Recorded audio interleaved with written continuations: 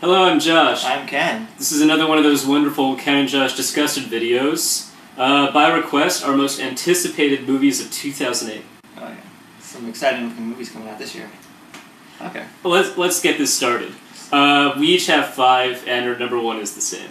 Yes. But my 5th most anticipated movie of 2008 is called Burn After Reading. Pretty much solely because it is the next Coen Brothers project. After No Country for Old Men, which was, even whatever your personal feelings on it, pretty much generally considered a triumph and the peak of their filmmaking abilities. They're going back to comedy. John Malkovich plays some sort of spy who writes down all his secrets in a journal and leaves it somewhere where Brad Pitt can pick it up, and then John Malkovich hires George Clooney to kill Brad Pitt.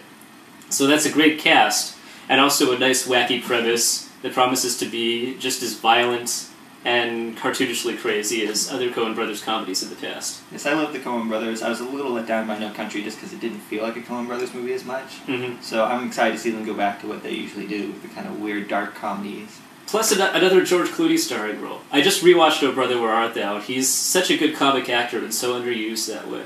Yeah. So I'm happy to see him back in that role. Yeah, it should be fun. Yeah, my number 5 is a new David Fincher movie called The Curious Case of Benjamin Button. Don't know. It doesn't sound like a David Fincher movie. No, it doesn't. It sounds, from the description, like a Tim Burton movie or a Terry Gilliam movie. Yeah. Which is kind of why it's so exciting to see David Fincher do something completely different. But it's based on an F. Scott Fitzgerald short story about a guy who is born old, and he ages to a baby when he dies. And it's just kind of this weird, quirky, I'm not even sure, but it's Brad Pitt, again, because he's going to show up a lot on this list. That doesn't make a lot of... It's like that Francis Ford Coppola movie.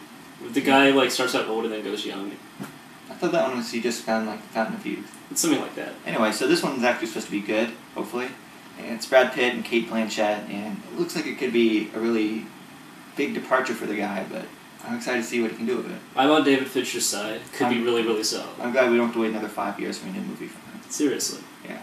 My number 4 is the next Woody Allen project, florally titled Vicky Cristina Barcelona.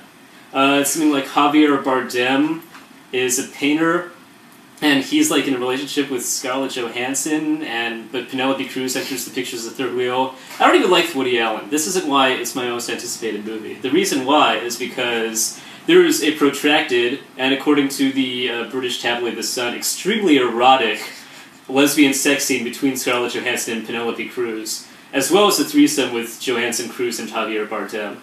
Lots and lots of sex between some very hot ladies, and it should be an exciting time for all.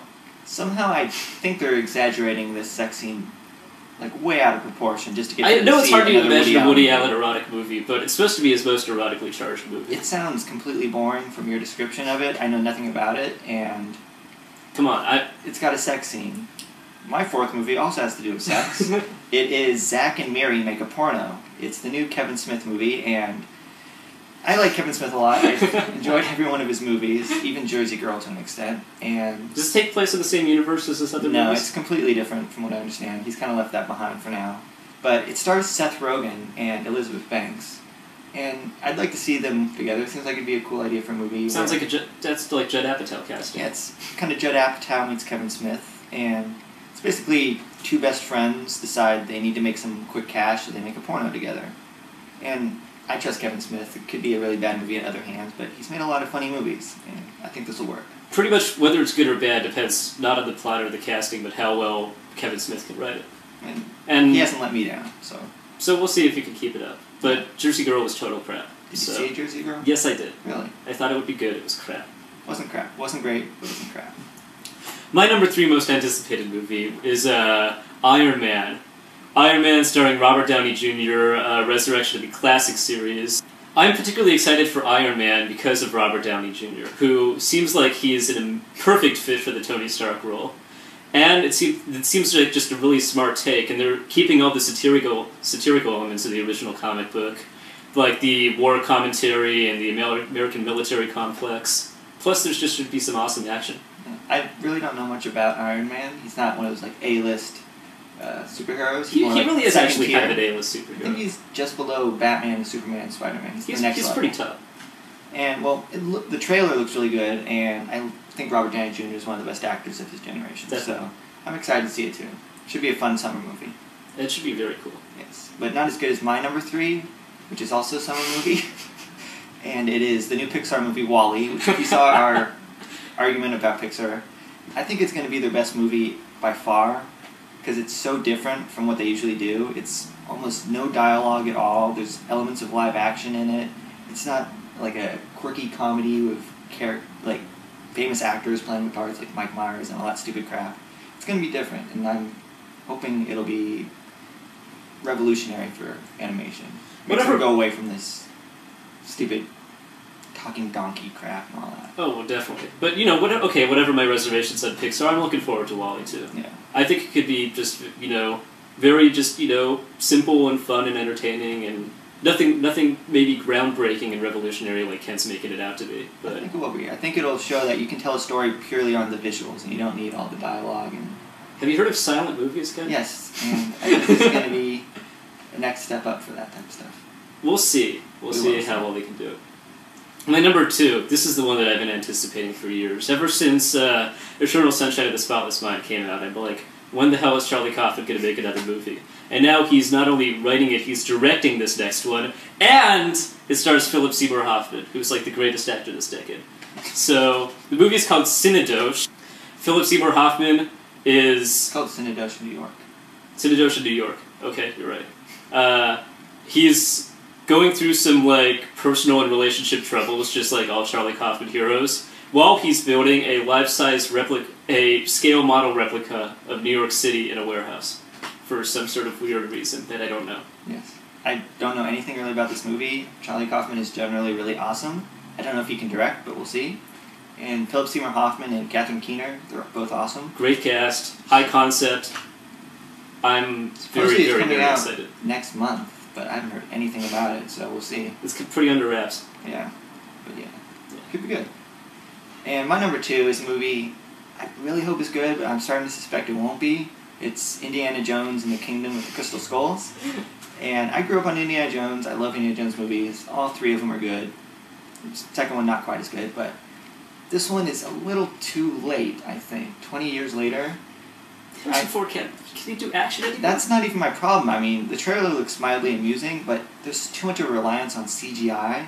And the whole point of the original ones were Star Wars kind of upped this ante of like visual effects, and Raiders of the Lost Ark was, hey, can we make one of those old school action movies without all these special effects and stuff? Can we make it more just realistic action? Not realistic, but... Right, now it's not that. Now they're just kind of baking on the trailer's just all CGI crap, and I'm still excited. I love Indiana Jones, and I'm hoping it'll be great. It's Steven Spielberg. He wouldn't just make a crappy movie just for a buck. I'm basically anticipating this movie entirely on the name. Actually, I think that they should team up with the upcoming The Mummy and the Tomb of the Dragon Emperor to create Indiana Jones as a mummy and the Kingdom Tomb of the Crystal Skull Dragon Emperor. That would be the greatest movie of all time. That's awful. But yeah. Our number 1 is The Dark Knight. Dark Knight. The Dark Knight!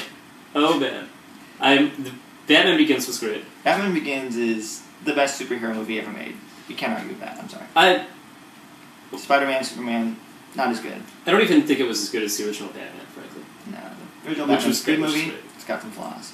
But no, okay, we can definitely agree that it was a great revision on the Batman concept. And this looks like it's a definite step up from that.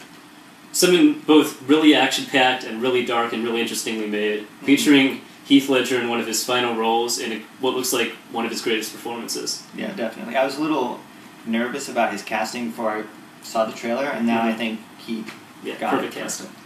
Yeah, but also I always want to comment on, every time you see a sequel, it's always has to have the original movie's name in there, like The Lost World Jurassic Park. That's retarded. Sorry. So it's not Batman the Dark Knight. Yeah, it's just The Dark Knight. Dark Knight. So they know we're not idiots. They know that we can tell what this is. Christopher Nolan has done some excellent movies in the past, including Memento and The Prestige. And Batman Begins. And he's one of the most intelligent directors working. He can really handle this kind of movie. Yeah. I think this is going to be a great summer movie. Yeah. Very much looking forward to it. So, thanks for watching the most anticipated movies. Hopefully, at least a majority of them will turn out as good as we hope. Yes. Until next time, I'm Josh. I'm Ken. This is Ken and Josh Go to the Movies.